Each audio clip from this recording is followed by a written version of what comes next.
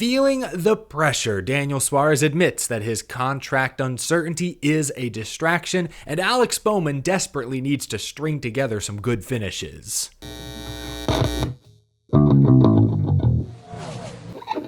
Buenos tardes, soy Eric, y bienvenidos a Out of the Groove. Those 3 years of Spanish I took in high school finally paying off. NASCAR Mexico City race weekend is finally upon us. Lots to get to today on a Friday, on a Viernes? What is Friday in Spanish? Viernes. Nice. Again, 3 whole years. Before we get to that though, if you're a fan of grassroots racing, you need to check out the all-new 50 States of Short Tracks magazine. This is a one-of-a-kind, 128-page full-color collector's edition that highlights short tracks from every corner of the country. They made sure to feature at least one track from every single state, although some states like New York, Iowa, they've got multiple tracks showcased. Incredible photography, real stories about the tracks and racers who make it happen week in, week out. My friends at AE Engine, the folks behind NASCAR Pole Position magazine, put this whole thing together. Every track featured received free copies to sell at their events, and they get to keep 100% of that revenue. They're also teaming up with MyRacePass.com. Go-to site for short track and dirt racing fans. Perfect partnership to get this magazine into the hands of as many fans as possible.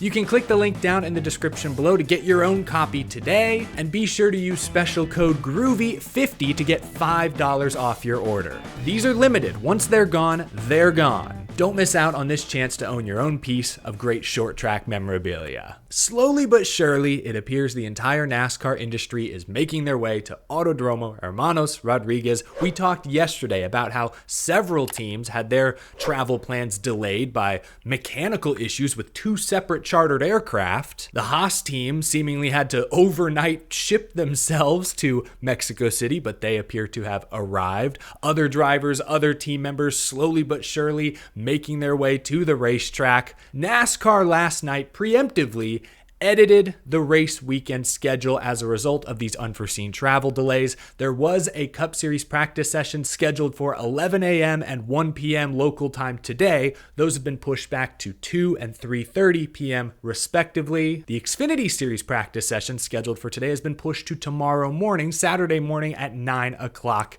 local time. So now the Xfinity Series event is a one-day show. They'll have an early practice, roll straight into qualifying, and then the race is still on for 2:30 local time on the CW. Glad everyone seems to be making it there safely. I joked about this yesterday, but every time it seems NASCAR tries to step outside of their comfort zone, the universe pushes back, either with torrential downpours or in this case, separate aircraft mechanical issues. My gosh, what will the racing gods think of next? Anyway, that's the latest on the scheduling front. If you missed it last night, Denny Hamlin confirmed he will not compete in this weekend's Mexico City event. His son was born on Wednesday. He is taking the rest of this week to be with his family, be with his newborn child. More than likely, NASCAR will grant him a playoff waiver considering birth of a child is listed as an approved reason to miss a race. Ryan Truex is filling in for Denny Hamlin this weekend. He is Joe Gibbs Racing's sim driver, reserve driver. Similarly, Anthony Alfredo is on standby for Hendrick Motorsports driver Alex Bowman. Now, Alex Bowman, who was involved in a vicious crash last weekend at Michigan, has been cleared to race this weekend, but Anthony Alfredo, Hendrick's sim driver, is on standby. First and foremost, I'm very relieved to hear that Alex Bowman is doing well, that he's been cleared to race. That impact last weekend, head on into the wall, just brutal to witness. So just wanted to start with that. I'm glad Alex Bowman is okay. He needs to string together some good finishes over the next few weeks. This is a very important month and a half for Alex Bowman. After the Homestead race in late March, Alex Bowman was 3rd in points, running really well. Since then, Bowman has dropped from 3rd to 13th. He is now 15th on the playoff grid. In that span, his average finish is 27.4. It has been a brutal stretch for Bowman, but these upcoming tracks are right in his wheelhouse. 3 road courses in the next month, beginning with Mexico City, then Chicago. Bowman is the defending Chicago winner. Also Sonoma. Bowman scored a top 10 finish in the most recent road course race back in March. Then Pocono on the horizon. Bowman has won at the Tricky Triangle before. In fact, he finished 3rd there one season ago. Dover in a few weeks, another track Bowman has a victory at. His recent finishes at Dover are 8th, 5th, 1st, 5th. Atlanta is in the mix as well, a wild card, but this stretch of races are hugely important, not only for Alex Bowman's playoff chances, but also for the narrative, if you believe in that sort of thing. Look, I'm not creating this narrative. Fans are creating the narrative that Alex Bowman is perpetually on the hot seat, when I don't actually think that is exactly true. Bowman has a deal through 2026.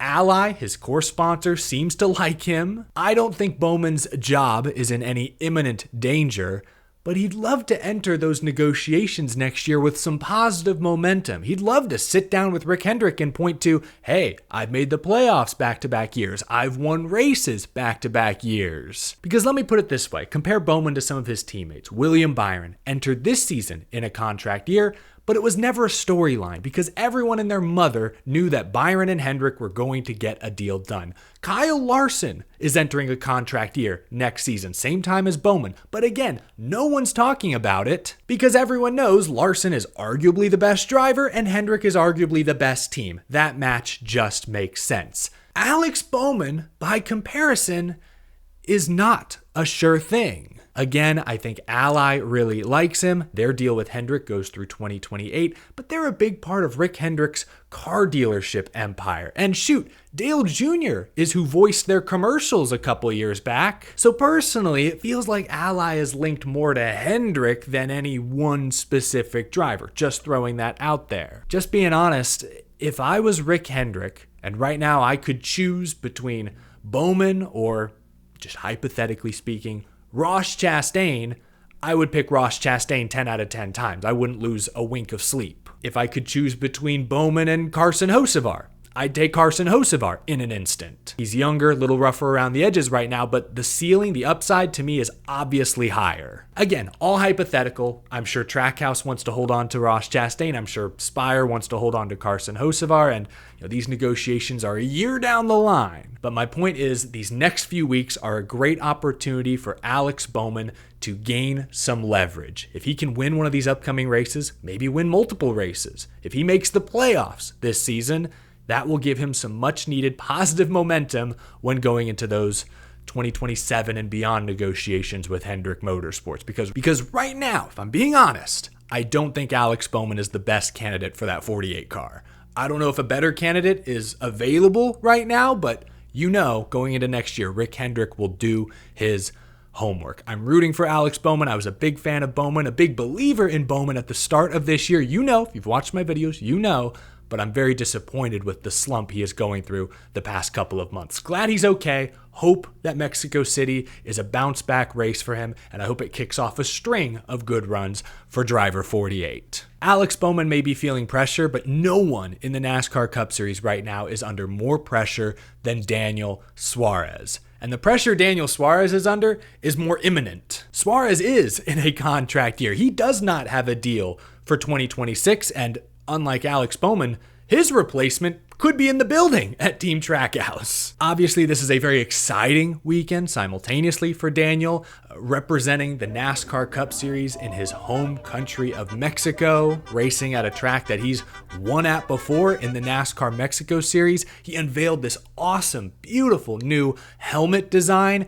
Suarez is running double duty. He'll run the Xfinity race Saturday for Junior Motorsports, obviously the Cup race Sunday. Huge opportunity, huge exposure, very exciting moment for Daniel Suarez. But with all of those expectations, obviously comes extra pressure. Daniel Suarez admitted earlier this week when talking to reporters that the outside pressure of his contract status is beginning to weigh on him midway through the season. Daniel said, quote, "It's definitely a distraction. I won't sit here and tell you that it doesn't really matter. I'm trying to be as smart as possible and to put all this stuff on the side and just do my thing on the track." Again, Alex Bowman may be under a little bit of pressure right now over the next few weeks. Daniel Suarez is under even more pressure. He needs to get results, and he needs to get results now. Daniel Suarez is 28th in Cup Series points. Again, Trackhouse has Connor Zilisch under contract for next year and beyond. he could be Daniel Suarez's replacement if Trackhouse does not like the direction the 99 car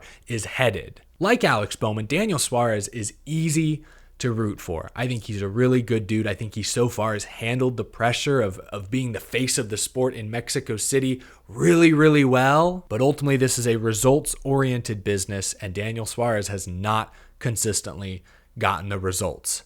I think these next few weeks will be very telling as we have those road courses. Suarez is a good road racer. I mentioned he's won at Mexico City before. He has more experience at this track than probably anyone else in the Cup Series field. Fact check me on that. It's got to be close. This weekend is a huge opportunity for Daniel to prove his worth. Chicago, Sonoma, he won his first Cup race at Sonoma 3 years ago. Some huge opportunities coming up for Daniel to win a race, make the playoffs, show Justin Marks, show Trackhouse he still brings tremendous value to the table. Off track, Daniel's great. He's great with sponsors, likable personality, has an entire country supporting him. There's a lot to love about Daniel off the track. It's the on-track stuff he still has to prove. These next few weeks, kind of like with Alex Bowman, I think will say a lot about where Daniel is, where his performance is, where Trackhouse's performance is, broadly speaking, frankly. These next few weeks, I think, are extremely important when determining Daniel Suarez's immediate future. Let me know down in the comments, how will Daniel Suarez perform this weekend, Saturday and Sunday? Talked about Alex Bowman. Do you believe in Bowman still? Can he go on a solid summer streak, climb the rankings, maybe grab that win? How important would a win be to Daniel Suarez and Alex Bowman at this point in their careers? Let me know down in the comment section below. That's going to do it for me, folks. Gracias. Thank you for watching. Leave a like if you enjoyed this video. We talk NASCAR every day, every week, all year long. I'll be back Sunday night to react to the inaugural Cup Series Mexico City race. Hope you'll stay tuned for that. Big thank you to my Patreon supporters as well. Thanks again for tuning in. I hope you enjoy the international doubleheader this weekend. Have a great rest of your Friday, folks.